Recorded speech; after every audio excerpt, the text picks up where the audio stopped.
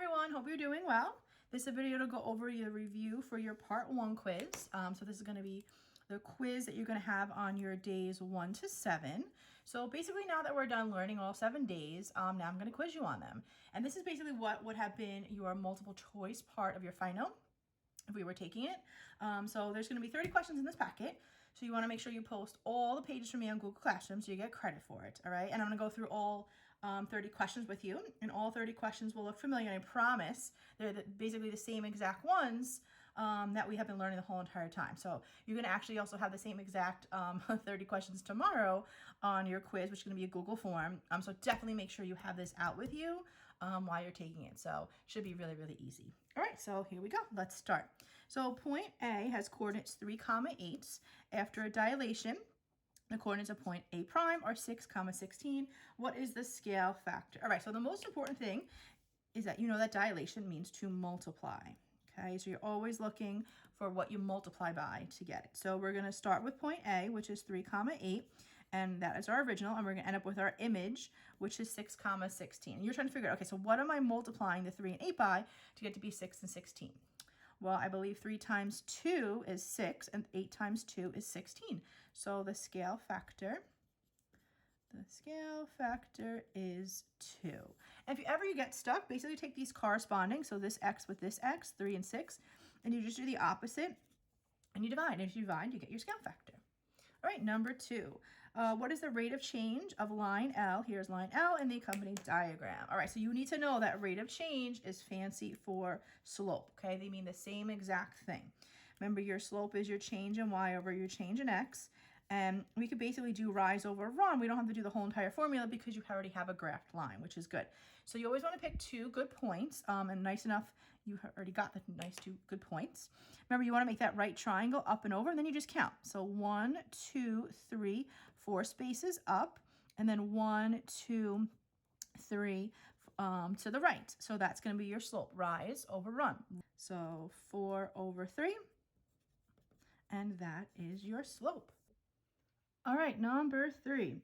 At which interval is the graph below linear and increasing? So when we're talking about intervals, we're talking about the x values. Okay, remember linear means a line or straight line, and increasing, that's going to be your positive slope. So it's going to be the uphill slope. All right, so if we look, all of these intervals or all these sections happen to be linear. So we're just going on our positive, which one's increasing and going up. So that would be A and D. So this section and this section. So interval A and D. Now remember I talked about intervals. So we're going to say between which 2 x intervals this one is increasing. So here it starts at 0 and here it ends at 2.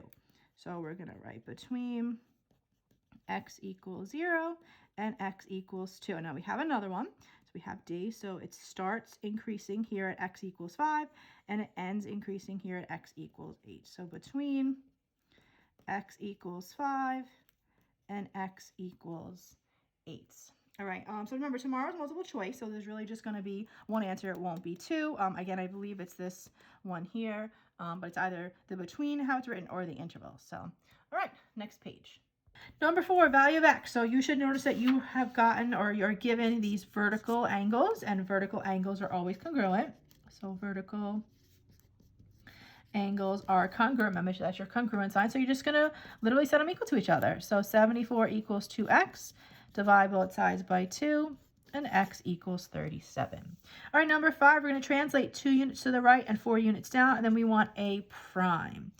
So 2 units to the right, 1, 2, 3, 4 down. That's a prime. I'm going to do them all, I guess. 2 to the right, 1, 2, 3, 4 is B prime. And then 2 to the right, 1, 2, 3, 4 is C prime. And that is what your image looks like. Remember, this is the original. This is the image. Okay. And now we want to figure out what A prime is, and that's this dot right here. So A prime should be 1, 2, 3, 1, 2. So 3 to the left would make it -3, and 2 down would be -2. All right, rational. I always say the same thing. Fractions are our friends, so always pick the fraction. Okay, and the reason you're always picking the fraction, if you put this in the calculator, you're going to get 0.83 repeating. So if you do 5 divided by 3, 0.8, they're repeating it. Remember, anything that's rational is going to be repeating or terminating decimal. Okay, so this one definitely repeats, so that's why we are choosing that one. These two are no good. Square root of 13, that's irrational, it keeps going. And the square root of 26, that's no good, keeps going, doesn't repeat or terminate. So again, fractions are our friends. All right, number 7, equation. So what's nice is that, just like I taught you in class, you're always going to get the y-intercept. Okay, so when we go to do our equation, we already have the b done for us. And you know that because x is 0. So this number right here is going to be your y-intercept. So now we're just going to do x1, y1, x2, y2. We're just going to do our slope. So y2 minus y1, x2 minus x1. So 2 minus 0, 0 minus 4. So 2 minus 0 is 2, 0 minus 4 is negative 4, and that reduces to negative 1/2. Again, you always want to put the negative outside of the fraction, and when you go to do this in the calculator, you have to put the negative actually on top, or don't put it at all. So negative 2 ABC4 is how you can get that to reduce for us. So that is our two pieces of the puzzle, 1/2 and 2. And we get negative 1/2 x plus 2. And that is your equation. All right, how many solutions? So when you do this, the most important thing is you have to remember that you must move the variables first. Okay, you have to get rid of these variables because you can only compare constants. So they're going to be the same, so it doesn't really matter which one you move. I'm going to do the opposite operation. I'm going to do the subtracting on both sides. That leaves me with a negative 10 and a positive 6. Now, are those two numbers equal? No way. So this is no solutions or 0 or none. It really just depends on what it's going to be on the multiple choice tomorrow, but it is no solution because they're not equal. All right, moving right along. Number 9. Which ordered pair is a solution? So again, this would be multiple choice. All the answers will be there, but you are looking for this. The solution is always, always, always where the two lines intersect. Okay, and they intersect right here at 1, 1. So you would just pick whatever the answer is. Okay, volume of a cone round to the nearest 10th. So your formula, 1/3 pi r squared h. You don't have to memorize that. Okay, plus you're just using your notes anyway. Okay, so we have our heights.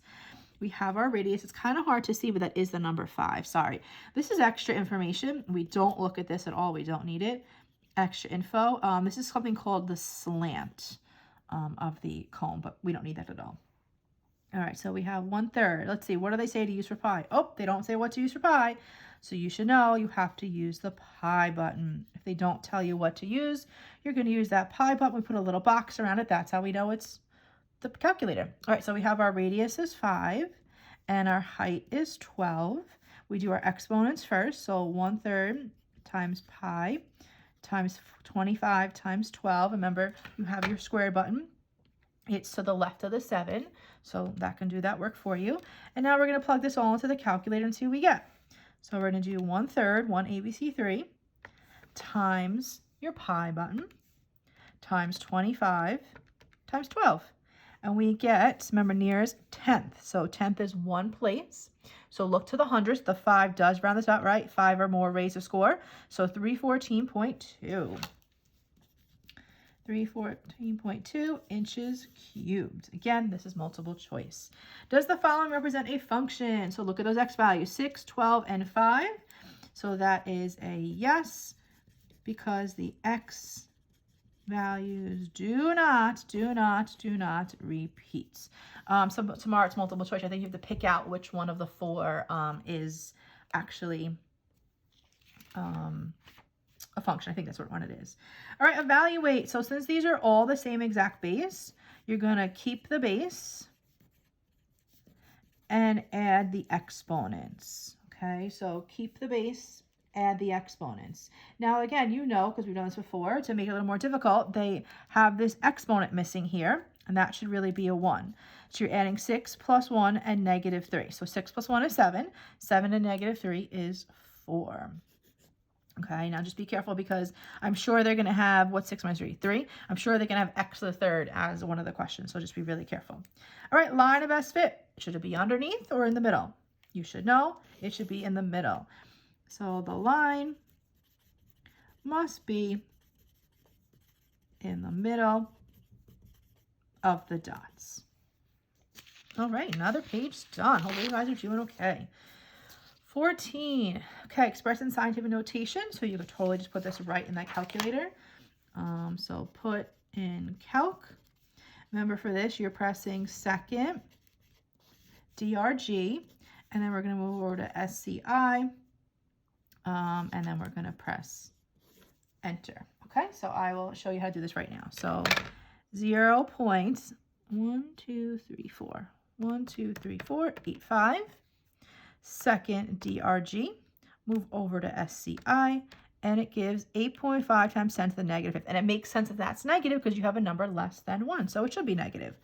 So 8.5 times 10 to the negative fifth. Okay, let's get this calculator back into standard. So second DRG, go back to flow, and now it's back to normal.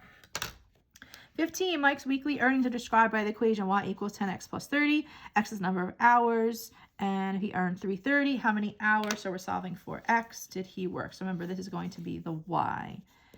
Hopefully all these questions look familiar, right? Same stuff we've been doing for the last 7 days. So 330 equals 10x plus 30. And then just go ahead and solve. Move your constant over by subtracting 30. So 300 equals 10x. Divide by 10. And x equals 30. So it should be 30 hours. So basically, you're going to plug this in. So plug in, and yeah, then you solve. Okay, so using the trend line, remember that's the same exact thing as that line of best fit. Okay, and you're going to go to where someone's 22 years old. So 22 is going to be the x, and we're going to go up to the line, and then you want to go over. Sometimes it's better to use a ruler. And let's see, I'm going to go approximately 79. There'll definitely be, you know, a number there that you're going to know tomorrow that is the right answer. Not going to be like, oh, I don't know if it's this or this. You're definitely going to know. All right, 17, they're parallel.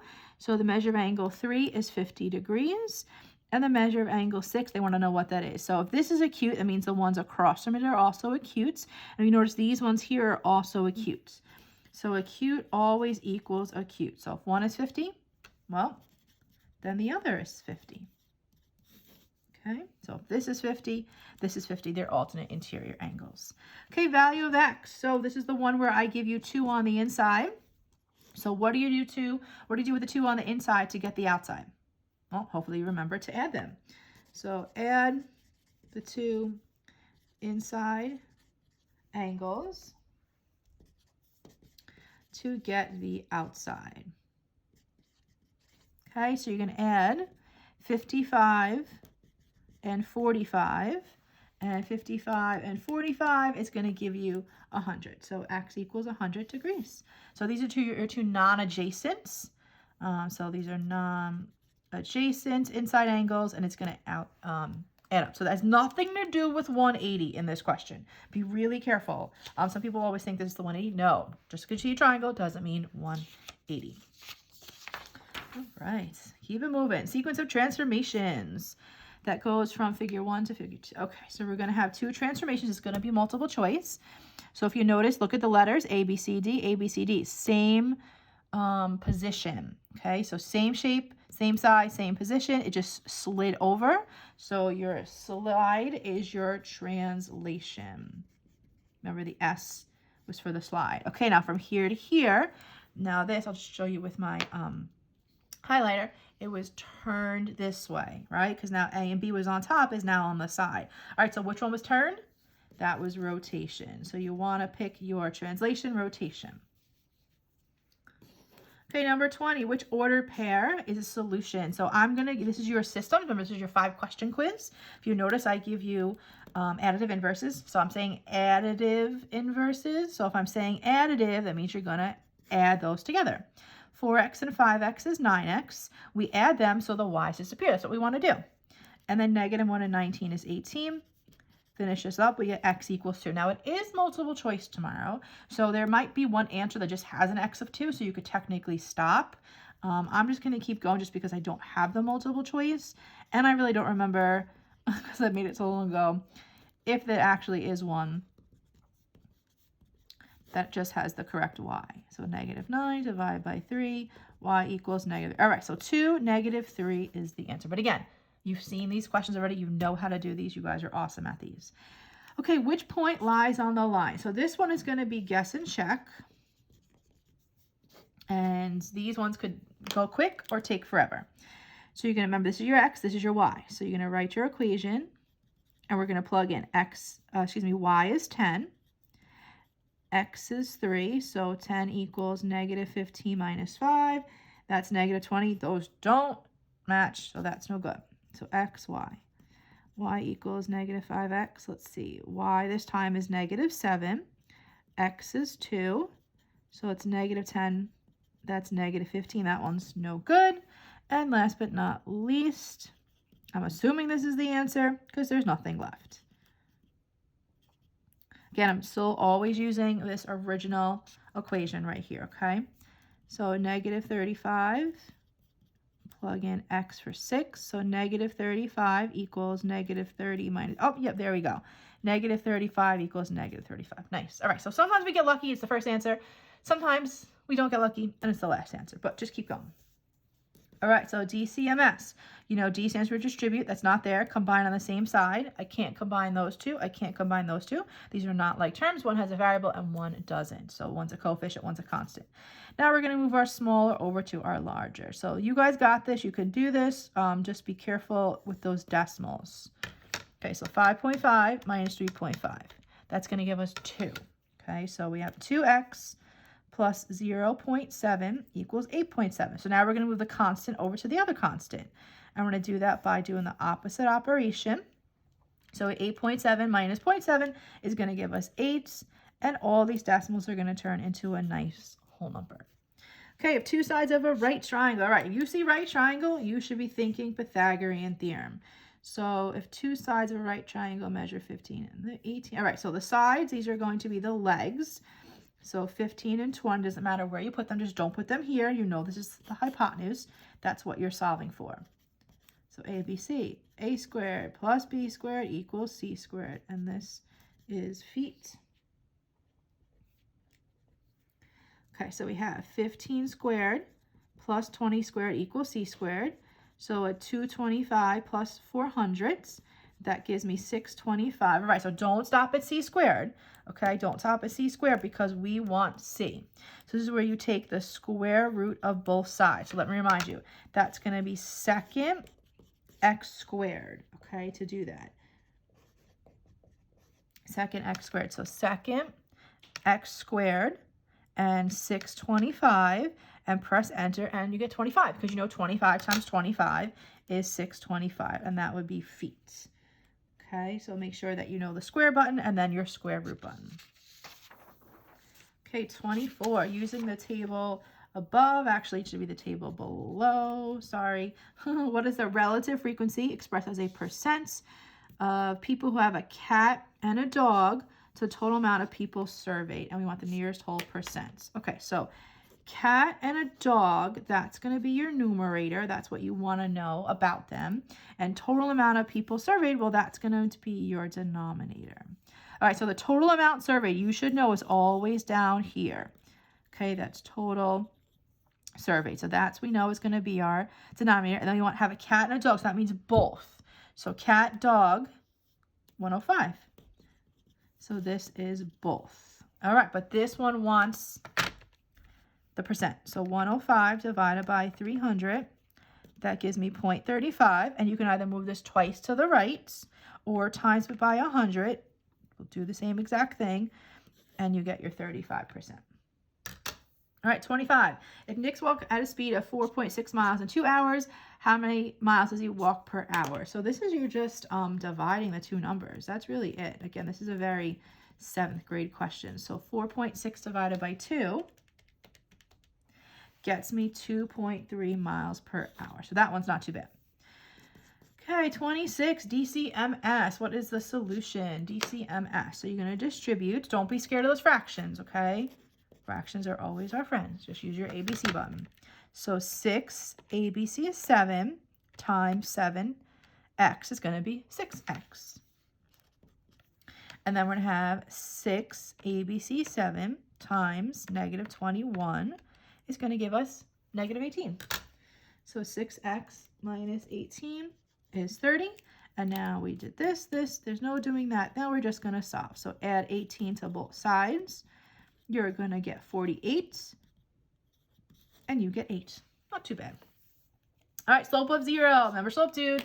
This is 0 fun. This is 0 fun. When was he saying it? What was the hardest part of his skiing? And that was this. So slope of 0 is always going to be your horizontal line. This is going to be your negative. This is going to be your positive. And this is him falling off the cliff. And he's screaming, undefined. So that's how you should remember that question. All right, last page. Hopefully you guys are thinking that this is not bad and you're going to do ace this quiz tomorrow.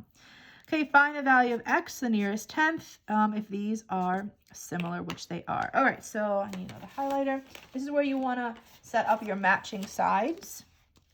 Okay, your corresponding sides. So 11 is going to correspond with x. Those are going to match because they're both the bottoms. And 8 and 20 are going to correspond because they're both the right sides. And basically what I'm doing with the arrows is how you're going to set up the proportion. So for this, it's set up a proportion and solve. So 11 goes to x. So 11 over x. 8 goes to 20. So 8 over 20. And now you guys know what to do. You just cross multiply. 8 times x is 8x. 11 times 20 is 220. Divide, divide. And 220 divided by 8 is 227. Wait, what does that say? 27.5. So it already says nearest 10th. And I've got nearest 10th, so that wasn't that bad. All right, 29. Mr. Smith is buying 2 types of gift cards. Oh, this sounds familiar, right? We've been doing this a bunch. So restaurant gift cards are 55. And then his movie theater are 20. And then, one more highlighter, we have a total of 610. Okay, and he wants to buy 13. That adds to 13. All right, so 11, 12, 13. Yeah, so they always add to that. So this you don't even have to worry about. We're just going to do guess and check the same way I did it before. Okay, so restaurant gift cards, those are 55 a piece. And movie theater was 20. All right, so here we go. Let's see if this one's right. So $55, and we want 5 of them. So 55 times 5 is $275. Now we have $20 gift cards, 8 of them. So 20 times 8 is $160. All right, so let's see. If we add the prices together, are we going to get our amount of $610? No good. All right, next one. So we got restaurant, and we got movie. Restaurant is 55, movie is 20. All right, so 55 times 10, that I could do. That's 550. And 20 times 3, that I could do. That's 60. And then 550 plus 60, what does that give us? 550 plus 60 gives us, yay, our answer, 610. So just keep going until you get the right answer. You could do this systems of equations way, okay, which would be 55x plus 20y is 610, and then x plus y equals 13. But I think for the guess and check on the final, it's just so much easier. So, all right, we made it to our last question. Woohoo! Okay, so we have a cubed equals 729, and you want to figure out what a is. So these are those 3 buttons that I say everyone always forgets, but you guys got this, okay? So you want to take the cube root of each side. What were those 3 boxes? Remember, if I'm always saying 3 boxes, you know you start with 3. And it's 3 second carats. All right, so let's see. 3 seconds, we're second carat. That little X comes up. That's how you know you're doing it right. 729, and you get 9. So that is it. That's your whole entire review. These are all the same exact questions you're going to see tomorrow, the same questions you've been seeing for the last couple of weeks. So please complete this review, post other pages on Google Classroom, and then use this tomorrow when you are doing your Google form. This will help you to ace that quiz. So, all right, good luck. If you have any questions on this review, please reach out to me. If not, you guys will do awesome. Have a great day.